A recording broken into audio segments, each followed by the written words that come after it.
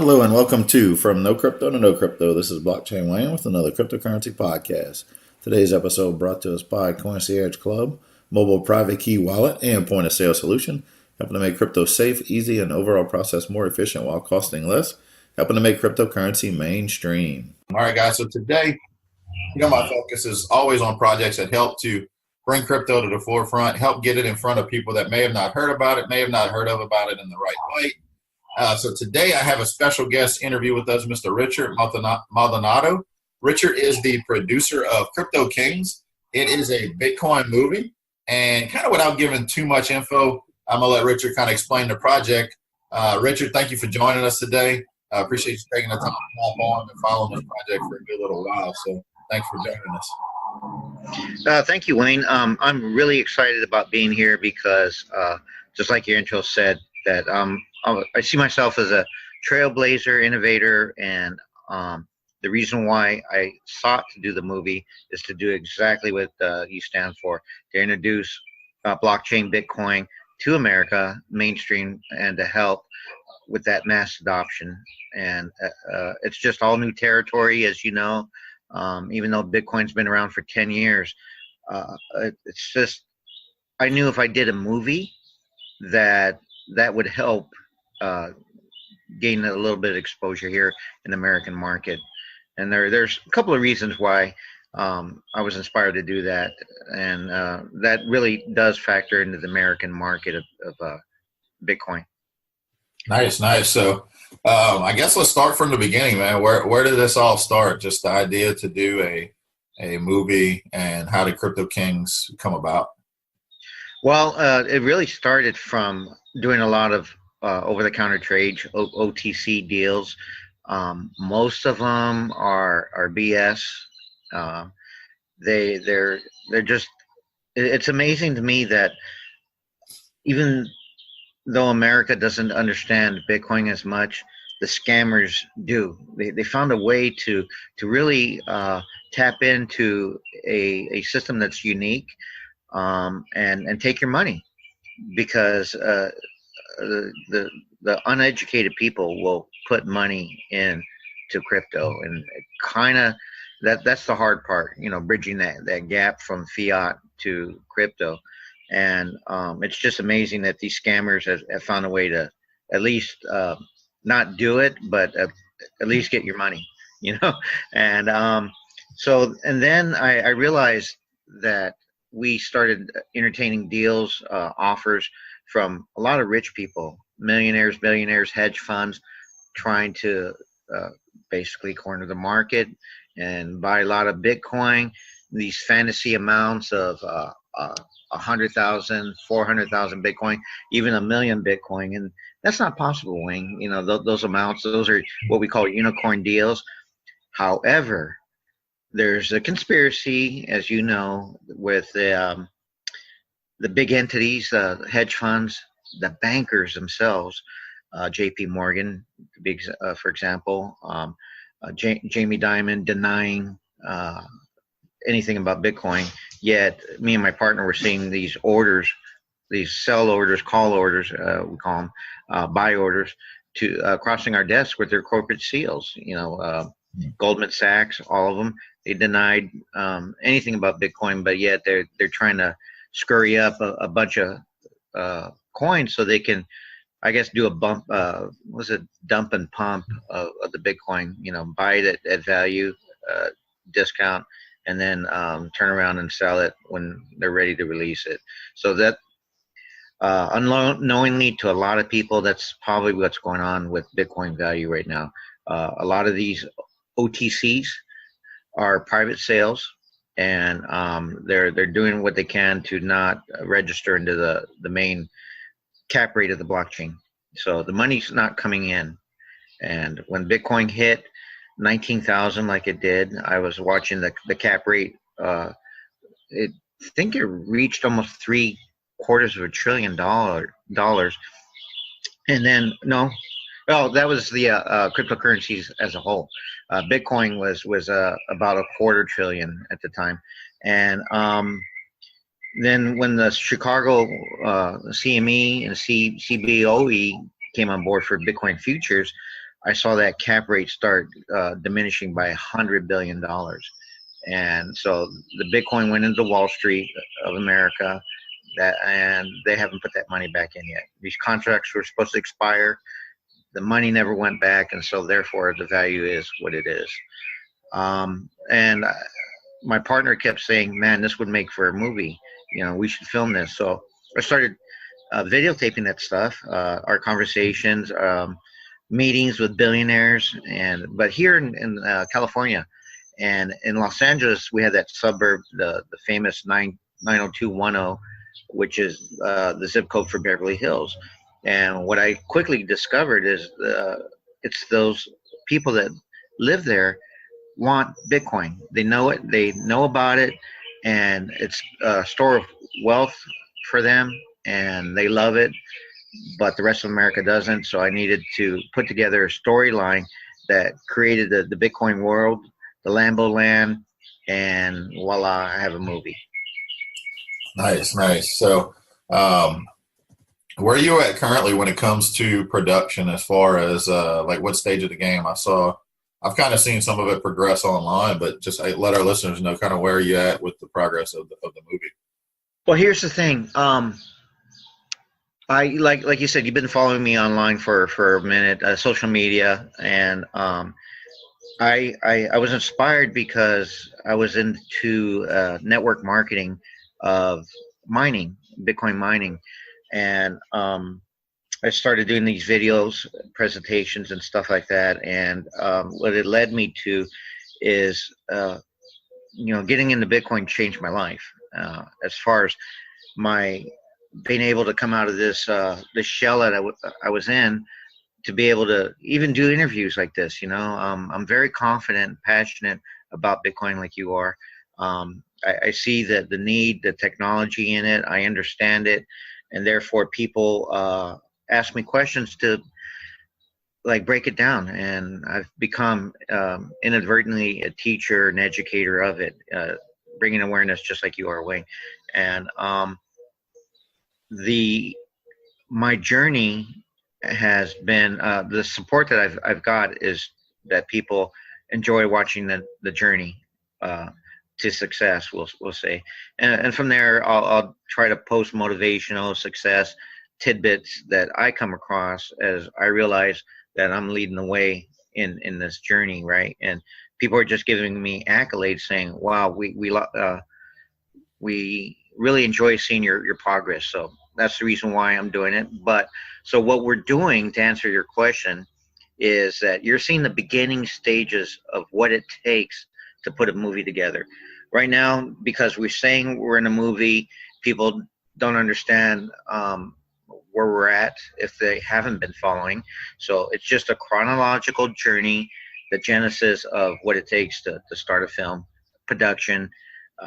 There's a lot entailed for it, but again, we're at the beginning stages of this that everybody's watching, and I'm documenting all that growth.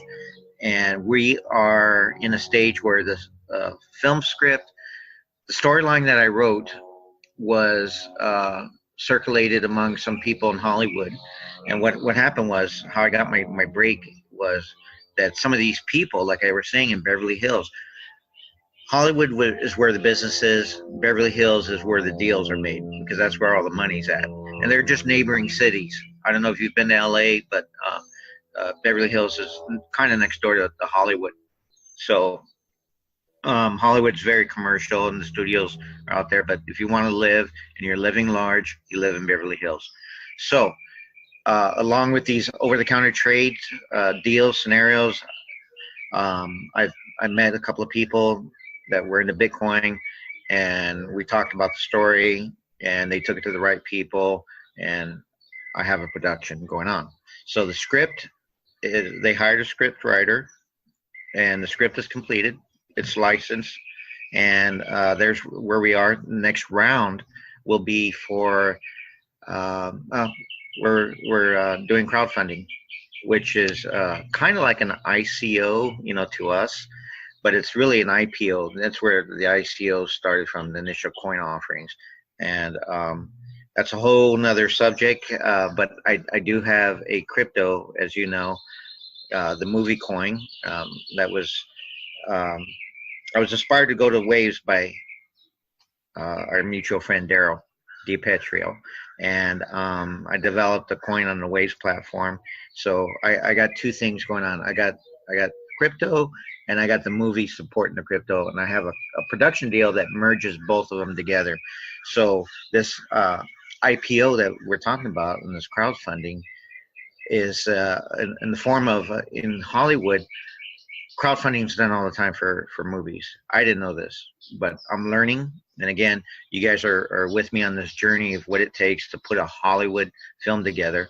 But um, crowdfunding is done all the time for big movies, multiple millions of dollars. We're looking at a $45 million initial budget right now. It can go up higher depending on who we hire for talent and a director. Okay, so just Leonardo DiCaprio, for example, commands 20 million a film. That's half my budget right there. So Yeah. we're really trying to sort some things out right now. So that's the phase we're in. But back to the crowdfunding part of it, that's similar to the ICO issue, and the opportunity I have that's been created in this blockchain space is that and coin development is that through a IPO, my attorney, who is also a little bit aware of crypto, and he's responsible for funding over $700 worth of movies, a lot of big hits, and he put together what they call a PPM, a private placement memorandum, and in that memorandum, you can only deal with accredited investors. These are people that are used to investing in high risk scenarios. And if they lose $1 million, it's not going to send them to the poorhouse. They'll still be okay. So the SEC requires a private placement memorandum, which is really a Regulation D crowdfunding. And guess what? My coin is in a contract for that PPM, that private placement memorandum. So what does that do, Wayne? That allows me to move my coins with the movie in a crowdfunding manner, which is an IPO, but we're not calling it an ICO or anything like that. It's just part of the movie deal, and it's a equity-based coin now, asset-based, stable coin, whatever you want to call it, it's there. Nice. And what's the current supply of the coin? And is it the current supply of the coin? Well, I started out with 500 million, and the available supply is 389 million coins, something like that are still available.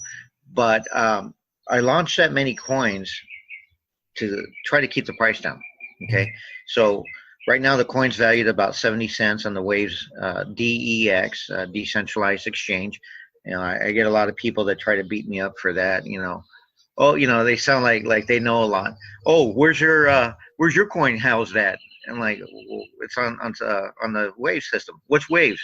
All of a sudden, you find out that they really don't know what they're talking about when they try to come across this. They did.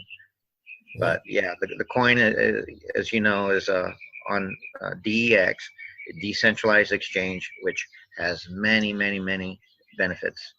And I'm sure the Concierge Club and all that, you guys operate on that same platform, and what Daryl and you guys have done is really enhanced everything that is available right now in technology wise.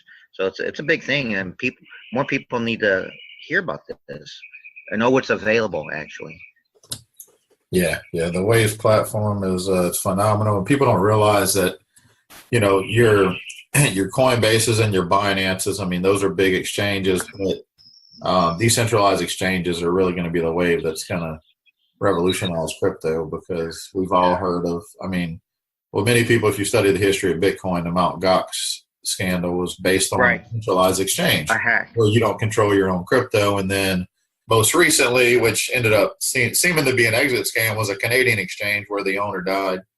or supposedly Yeah, died. I still say that in quotation marks because I don't think he's dead.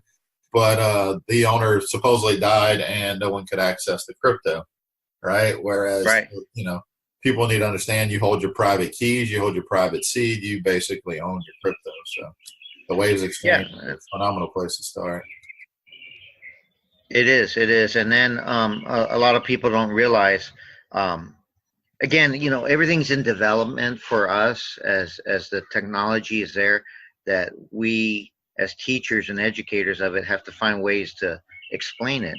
So, in order to get in the Waves exchange, a decentralized exchange, which is really kind of in the cloud, right?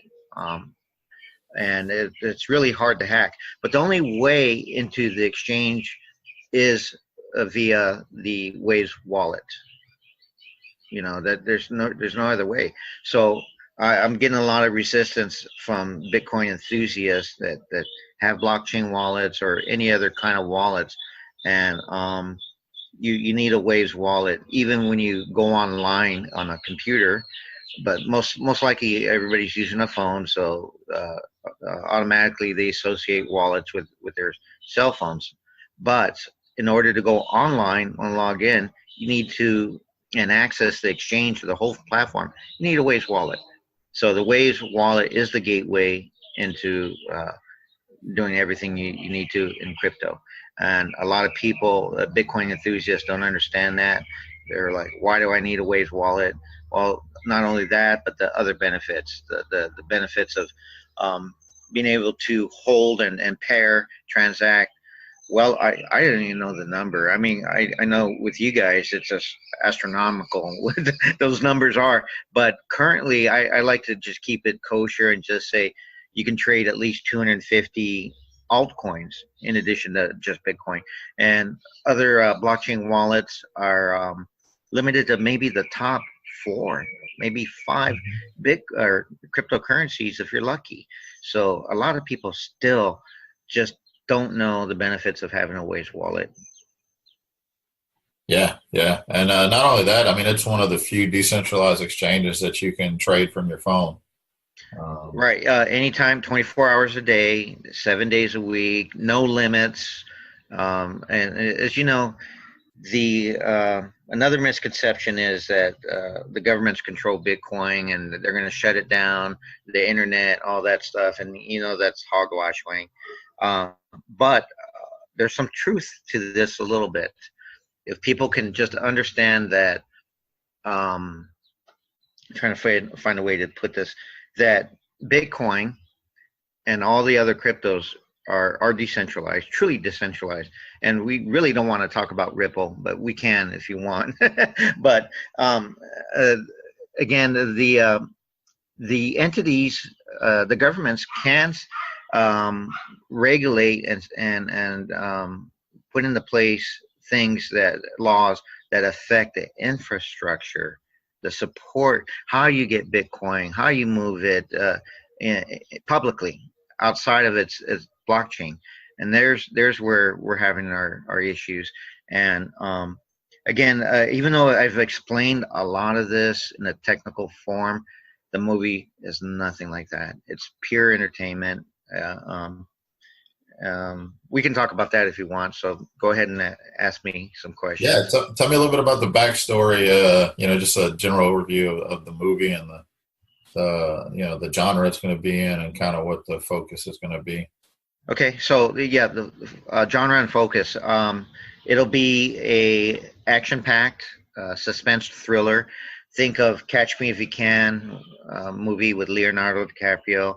Um, think of kind of James Bond-esque scenarios, espionage, stuff like that. Car chases. There will be some bullets flying, stuff like that. And really, the reason why for all of this sensation is that it's a search for Satoshi Nakamoto. And we know everybody that talks about Satoshi has been wanting to figure out who is this person. And we don't know if it's even for the movie purposes, we keep it pretty much guessing. We're not trying to solve the mystery of who specifically Satoshi could be or is in real life. The issue is that our character accidentally stumbles upon this Satoshi's 1 million Bitcoin wallet, which is a cold storage device or a thumb drive for the purposes of the movie. And Satoshi downloads those million Bitcoins in 2009. 10 years later, it surfaces and we have a movie. And it's based on that. Everybody in the world that knows anything about Bitcoin, Satoshi, and I'm talking about all the cutthroat billionaires and some of the good guys, good and bad, triad or Yakuza, Asian mafias, mobsters want that Bitcoin wallet as well. So it makes for an interest, and the FBI, everybody is after our main character. Yeah, and he's a 20-something-year-old, but he's a hotshot programmer. He's a savant. He's really gifted in what he does, and we find out that all along that Satoshi was behind this whole thing. If he ever became separated from his wallet, like he did, that there was a way to find him and connect with him and get that wallet back. Nice. So, I mean, we've seen crypto portrayed in a few different shows lately. Most recently, right, there's a movie out called Crypto. With Kurt Russell. So how is Crypto Kings going to differ from, say, Crypto the movie as far as the way it's portrayed, the way crypto's portrayed? It's a good thing that the movie came out, but we could see already that the studios themselves didn't put that much money into it. Professionally, my guys are saying that the movie probably had a $5 million budget, no more than 10 million. It was way under. Our movie's got a bigger budget. It was filmed in upstate New York in the farming areas, and it took big city into a small town where the Russians and Bitcoin are being used for the black market, and not only that, for money laundering and stuff like that. So at first, the Bitcoin community was praising. They said finally a movie about Bitcoin hitting Hollywood, and they were rah-ing it and cheerleading. And I'm like, well, what about us? What kind of attention are we gonna get? And my point is that 2 days later, I started seeing the CoinDesk interviewers and stuff like that. So think about it, and they were like, wait a minute. They started doing their pushback that it threw Bitcoin in a bad light, money laundering, cops and robbers, the dark web, Russians. And that's the problem. Most of the movies coming out have that connotation to it. I know the producer for Ocean's 8 flew me out to Miami, and we were talking about the Bitcoin deal. He's making a movie for Netflix right now about Bitcoin, but again, it's all cops and robbers and bad guys. People don't want to hear that. Well, we don't want to portray that for Bitcoin as a whole. I mean, if anybody that's a naysayer will attack Bitcoin and say, well, it could be used for this and that. Well, people don't realize also the same token, that's why people like cash and carry.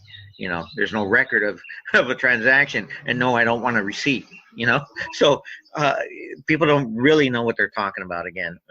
And I find myself saying that a lot, Wayne. People don't know what they're talking about. And I'm sure you feel the same way. But our movie's different. It'll be if anybody saw the movie Crazy Rich Asians that came out a few months ago last year, that was a glamorous movie, and there was a lot of Lamborghinis and Bentleys, Rolls Royces, just the glitz and glam of a very ultra rich family, right? Our movie's kind of like that. It'll show all the glitz and glam because the millennial terms are when you Lambo. I had to figure out what that was, and then Lambo Land. There was. Did you ever see that South Park cartoon with about Bitcoin?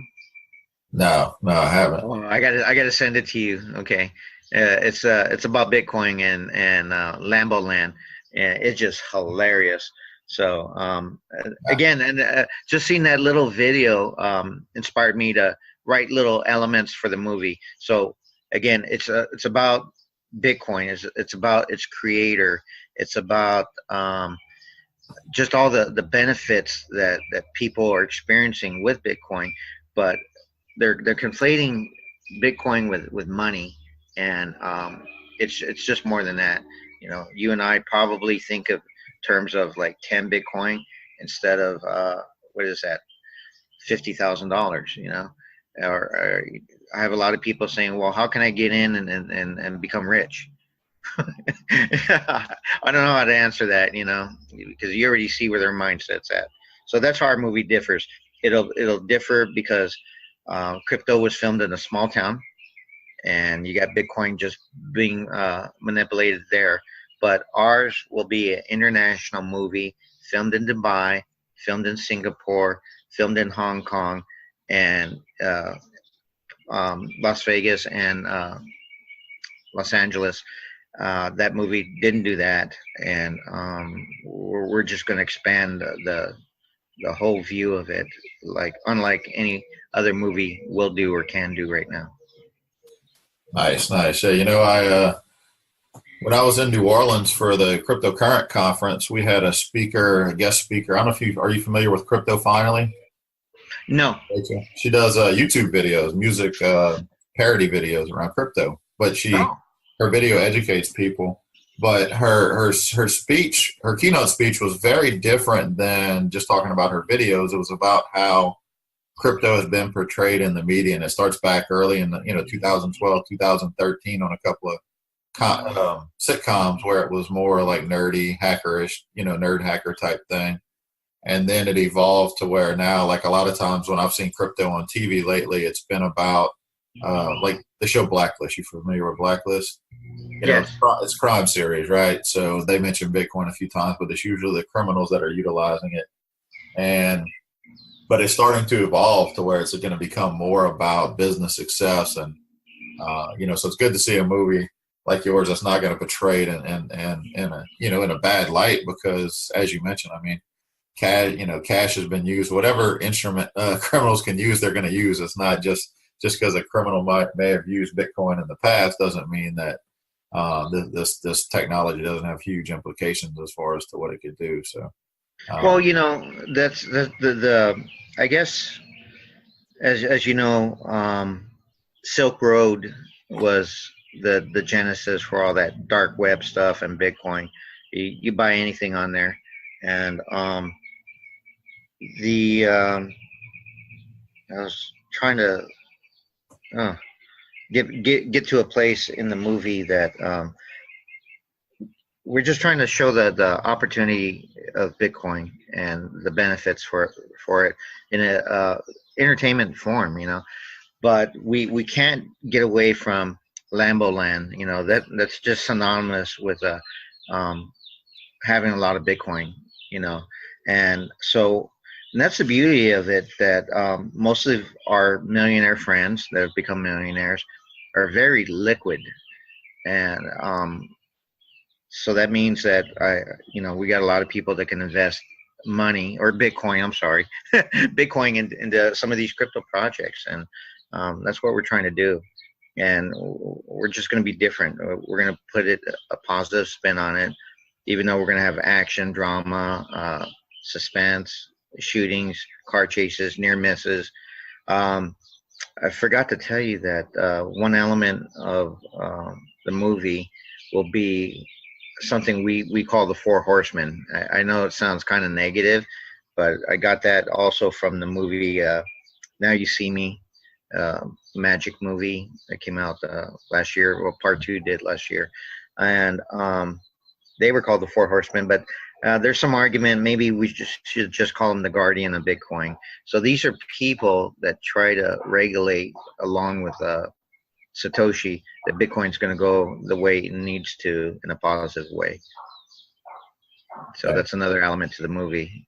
And that's what I was going to say, that with that in fact, that about Bitcoin that we are trying to be authentic as possible. I'm trying to find a way to get the movie to say inspired by true events, not based on a true story, but inspired by true events. Mhm. Again, we know there's a million Bitcoin that Satoshi is hanging on to. We know that. We know there's 4 million Bitcoin that are really unaccounted for, lost through wallets. What's that guy in England? Do you know about that story? His girlfriend or somebody threw out his laptop, Yeah. and he's been paying hundreds of thousands of dollars for the dumpsters, combing through the dumpsters to find that computer, that laptop. So again, the movie is going to come across as authentic as it can to land the sensationalism of what Bitcoin is and blockchain technology. Nice, nice. All right, Richard. So as we wrap up, man, tell me a little bit. So how can, people are hearing this podcast, they maybe want to follow the project and follow what's going on. How can they connect with you, online, social media, or any other platforms they can connect with? Okay, so I'm available on Facebook. The beauty, about Facebook is that it allows me a outreach of at least 3 million people around the world, but my page is limited at 5,000 people. But the beauty of it is that people can follow me. They can hit the follow button, even though if you can't get in a friend request, but at least follow me on Facebook under my name, Richard Maldonado. Uh, Interesting thing, there's a lot of imposters using stealing my photos, downloading them, and really, it seems like they're making more money than I am. I can't figure how they're able to extrapolate thousands of dollars from gullible people, and I can't even do that. I'm not there yet. I'm waiting for the funding to come in for the movie, the legitimate way. But again, you'll see my picture on there, and follow me that way, or go to our website, which is www for World Wide Web, www Crypto Kings, plural, Crypto Kings movie.com. So it's all put together, munched together there. It's not the movie, it's just cryptokingsmovie.com. And the way into all of this, and we're providing a way in for anybody hearing this that wants to aspire to be a screenwriter. You got a project, you want to be an actor, you want to produce, you want to learn any aspect of the industry at all, then we are providing a gateway through our cryptocurrency coin. Call it a token for some people, a coupon, as you were, and as a getting that coin and becoming a member, having access into our world that we're really trying to become a movie studio and produce other movies and giving. That's why we're looking for scripts. People in Hollywood are always looking for a good story, and even though people are trying to break into the business, Hollywood is very snobby. It's really hard. I I was fortunate. I was going to say the word lucky, but I don't believe in luck. If you're persistent and doing and passionate about what you're doing, you're going to get somewhere. Doors will open, or you'll find open doors, and if not, then you'll find a way to open those doors. So, luck has nothing to do with it. You know, but we're providing that opportunity because I know how hard it is to get in. But if you have an idea, if you for product placement also, the movie, people like yourself, anybody that's doing anything significant in Bitcoin, you see yourself as a uh, Bitcoin entrepreneur, mover and shaker, we welcome you into our world. TV show, reality TV show, and the movie for product placement. If you got a software, a coin, or something, and you want to contribute to the movie and participate in the movie, then you need to come see us. But the first step is they can either get movie coins from your team, through Daryl and Concierge Club, and because we're all in the same format, and or our website, and get coins that way. But the way in is to get a Waves wallet or a Concierge Club wallet, whatever it is. Just do it. Just get in. We're welcoming everybody right now, and that's why you see a lot of this raw beginning stage of where we're at. We're probably, to answer your question and tie it all in, Wayne, is that the script is done. Okay. Next round is raising the money, but here's the opportunity. We are paying everybody in crypto right now. So if you're looking for something to earn money or crypto, this is it. Hit me up. Let all your listeners come to you, and we'll find a way to get crypto to them. And that's the way we're going to sensationalize it. Again, our crypto is asset based. It's equity. We're giving money or equity up front first, and then you'll liquidate through us when we get our funding, and we'll start cashing out the coins that way. So I found a way to kind of post-date digital checks. I give you the check now. You just can't cash it for a couple of weeks. Nice. All right, Richard, thank you for joining us today and giving all that information. I really appreciate it. And I want to thank everybody for listening in, and we will catch you on the next episode.